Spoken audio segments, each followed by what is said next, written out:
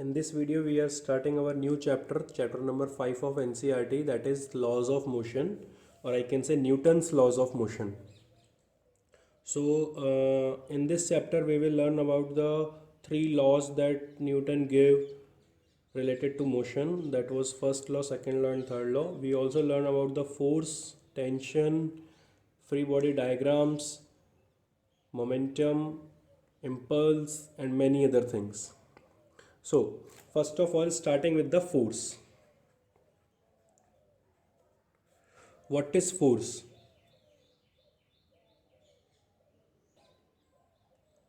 A push or pull, on an object which can change the object from rest to motion or from motion to rest, or it can change the direction of the motion, and it can also change the shape and size of the object. That agency, that external factor applying on an object is known as force. Fine. There are several types of force, like balanced force and unbalanced force. What is balanced force? Balanced force, if we apply the force on an object such that it cancels out each other, means if I am applying 5 Newton force from this side and 5 Newton force from this side, then what will happen? They will cancel each other and there will be no resultant force acting on it, or I can say the resultant force on this is 0. Then I can say that it is balanced force. And what is unbalanced force? Unbalanced force is when the resultant is not 0, means I can say only one force is applied, or their resultant is not 0, means if 3 Newton is applied from here and 2 Newton is applied from here, then they will not cancel each other and the object will go in this direction. So I can say it is unbalanced force. Now, there are some more divisions on the basis of force that we learned in the earlier classes also, that are contact force and non-contact force. What are contact force and non-contact force? Contact forces are those forces such like they have a physical contact to apply, and in the non-contact forces they don't have any physical contact to apply on the object. What are contact forces? Like muscular force, that the force we apply by our muscles, or I can say mechanical force that is applied by any machine, or frictional force that is applied by the friction. So these forces are the contact force. And what are the non-contact forces? Like gravitational pull or magnetic force. In these the objects are not in the physical contact, still the force is applied. Or electrostatic force. What are electrostatic forces? When the particles are charged and they are applying force on each other, then it is known as electrostatic force. So we can divide the force on the basis of contact, we can divide the force on the basis of their resultant. Now, what is the SI unit of force? SI unit is Newton, capital N. What are CGS unit? CGS unit is dyne. What about other units? Some other units of forces are kgWt, that is known as kilogram weight, or kgf, that is known as kilogram force. Both are same. Next is GWT, that is gram weight, or GF, that is gram force. These both are same. These are also known as the gravitational units of force. And the interconversion between these units is 1 Newton is equals to 10 raised to the power 5 dyne, 1 kgWt, or I can say 1 kgf is equals to 9.8 Newton, and 1 GWt is equals to 980 dyne. So these are the interconversion between the forces. See, what the effects can force generate. It can change the shape, it can change the size, it can change the direction. If the force is applied and the object is at rest, then it may become in motion or it may remain at rest. Sometimes when the object is already in motion, then it may become at rest or maybe in motion only. Next topic is Aristophanes. He was a scientist, and he said that an external force is necessary to keep an object moving with the uniform velocity. Means if an object is moving, then a force must be there to keep it in motion. This theory was given by the scientist Aristo. He explained it that if we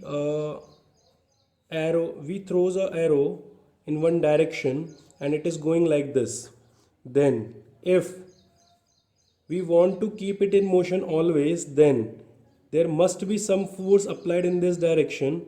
It may be by wind or it may be by any other external factor to keep this arrow in motion.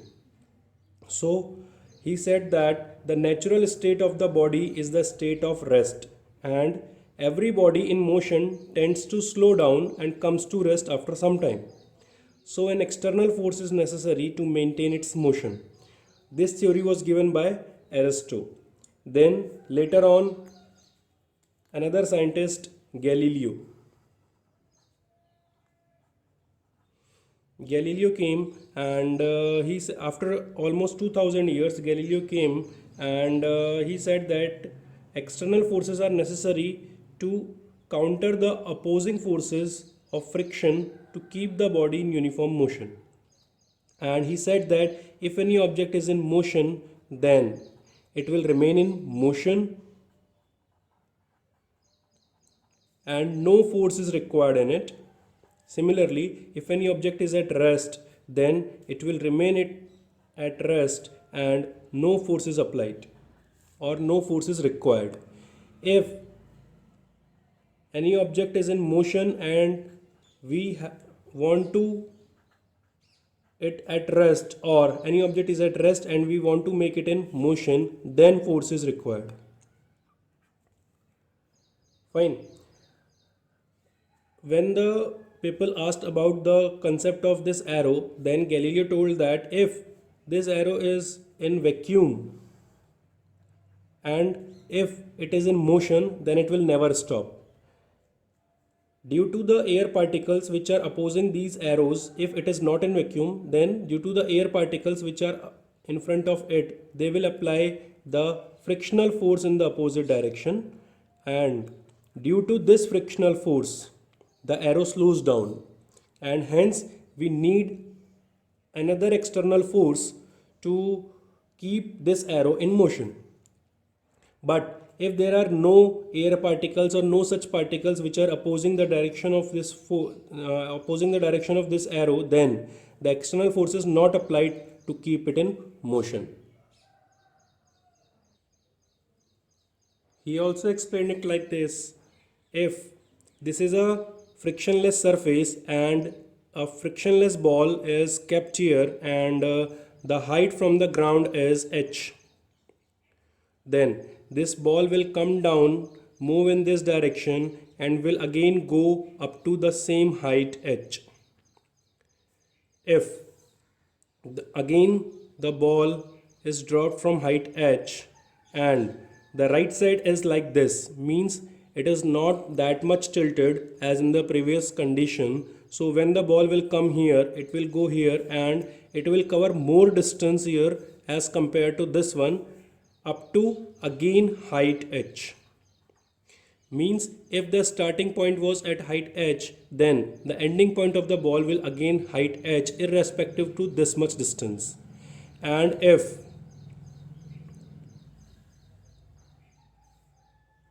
the ball is dropped from height h again. It is frictionless ball and this is frictionless surface, then it will always be in motion. Always in motion until it reach the height h. It is always in motion until it reach the height h. So according to this concept, Galileo said that if any object is in motion, then it will remain in motion, and if any object is at rest, then it will remain at rest, and we need no forces to change, we need no forces to keep in its own state. If we want to change from motion to rest or from rest to motion, then we need the force. By this thing, the concept of inertia appeared. So, what is inertia? Inertia is the tendency or the property of an object due to which it opposes any change in its state. Means it is the property of an object due to which it opposes change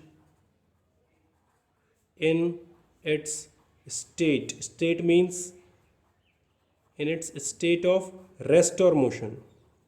Means if it is in rest, then it will be in rest, and if it is in motion, then it will be in motion only. So there are three types of inertia. First one is inertia of rest, inertia of motion, and inertia of direction. Means if the object is in rest, then it want to be at rest. This is known as inertia of rest.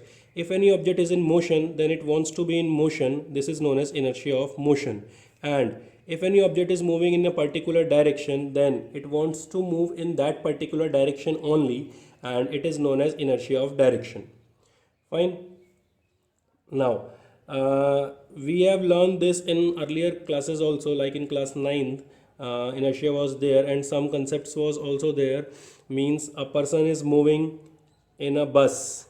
A person is moving in a bus, and bus is going in this direction, and the driver applies the brake suddenly, then the person will fall forward.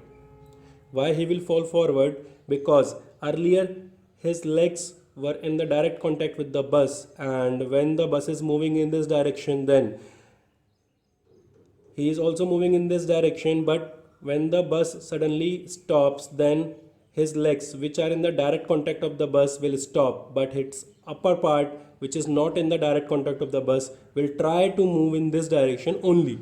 So the upper part will come forward and the legs will stop, so he will fall forward. So this is the example of inertia of motion. Similarly, for the inertia of rest, if a person was at rest and the bus is not moving, when the bus starts suddenly, then what happens? The lower part of the person, which is in the direct contact with the bus, will move in the further direction, but the upper part of the person, which is not in the direct contact of the bus, will try to remain at rest, and the person will fall backward. This is inertia of rest. And what is inertia of direction? If some luggage is there on the roof of the bus and it is not tied with the rope, and the bus takes the turn, then the luggage wants to remain in its own direction, so it will fall away from the bus, and the bus will turn because bus is changing its direction, but due to the inertia of direction, the luggage wants to remain in its own direction, hence it will come out.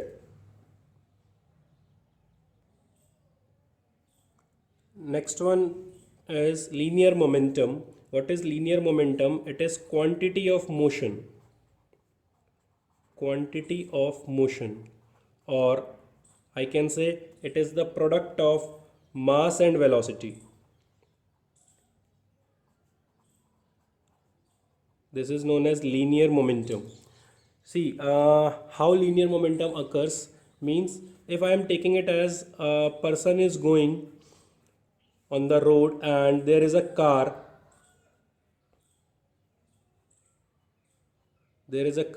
and the mass of car is let it be 500 kilogram, and it is moving at the speed of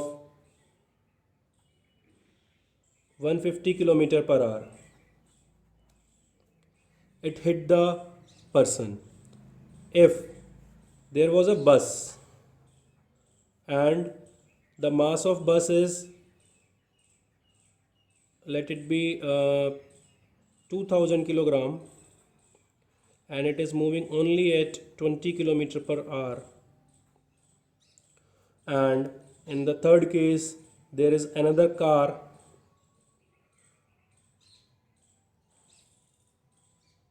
and its mass is again 500 kilogram, and it was moving at 20 kilometer per hour only.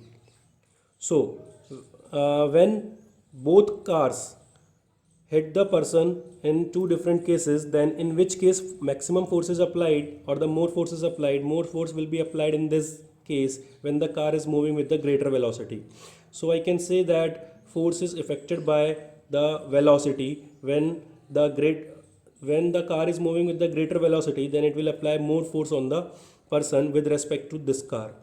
But if I keep the velocity same as 20 km per hour and 20 km per hour, and if I compare the bus and the car, then I can say that the bus will have more effect on the person because it has the more mass. Their velocity is same, so I am comparing it with the mass, and here their masses are same and I am comparing it with their velocity. So the force is affected by two quantities, I can say mass and velocity both.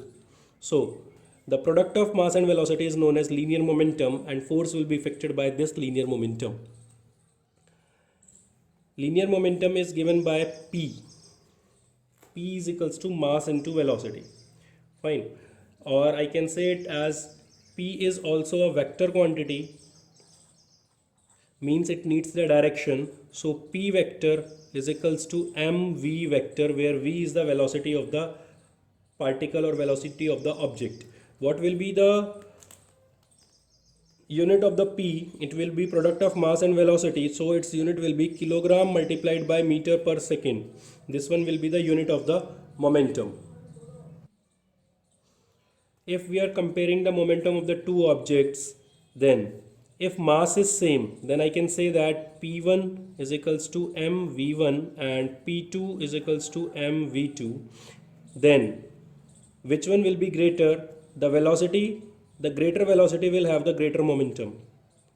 If v1 is greater, then p1 will be greater than p2. If v2 is greater, then p2 will be greater than p1. Similarly, if velocity is same, then p1 is equals to m1v and p2 is equals to m2v. When mass is more, then momentum will be more. So from here I can say momentum is directly proportional to mass, and here I can say momentum is directly proportional to velocity. If I draw the graph, then it will be like this. I am taking here momentum and velocity here, and it will be a straight line if mass is constant. Fine. And if velocity is constant, I am taking it as mass and momentum, then it will be again a straight line when velocity is constant. But in the third case, if I want to draw the graph between velocity and mass, here is the velocity and here is the mass, then it will be like this if I am taking P as constant. Why graph is like this? Because in the case of P is equals to mv, I can say it as P by m is equals to v, or 1 by m is directly proportional to v, means v and m are inversely proportional, and the graph of inversely proportional is like this. So this is the linear momentum. We also know the formula for the kinetic energy, that is K is equals to half mv square, and if I want to convert it in the form of momentum, multiplying this by m, I will get it as m square v square upon 2m, that is equal to kinetic energy K. And what is mv? It is equal to p, so kinetic energy can written in the form of p square upon 2m, or momentum will be equal to square root of 2mk. So here is the another formula for the momentum other than the momentum is equals to mass into velocity. This is the square root of 2mk, where m is mass and k is kinetic energy of the object. Next topic is impulse. What is impulse? I can say it as it is the total effect of the force. Total effect of the force when a large force is applied for a short time of period, and it produces some change in momentum. So what is change in momentum? Change in momentum. Change in momentum is final momentum minus initial momentum. Change is denoted by delta. Then delta P will be equal to Pf minus Pi, where this is final momentum and this one is initial momentum, and it will be equal to Mv minus Mu. So impulse can produce the change in momentum, or I can say it is the product of force and time. Force and time. So F into T is equal to momentum. It is represented by J or sometimes I also. So this one is known as impulse. If we have given the force time graph, then the impulse will be equal to area under force time graph. Area under force time graph. Or impulse is also given by integration of f with respect to time. This one is also known as impulse. What will be the unit of impulse? It will be Newton into second as force into time, or Newton is given as kilogram meter per second square multiplied by second, so it will be kilogram meter per second. This is also equal to the change in momentum's unit, or I can say momentum's unit. So impulse is sometimes also equal to change in momentum, that is delta P. How it occurs we will also discuss in the second law, that impulse I is equals to delta P, and if I told you here only that F is equals to delta P upon delta T, this is the second law of motion, we will discuss it later, and delta P will be equal to F into delta T, and F force and delta T time, so this one will be equal to change in change in impulse, or I can say only impulse is equals to change in momentum. Impulse is also a vector quantity, as it is the product of a vector quantity force and time.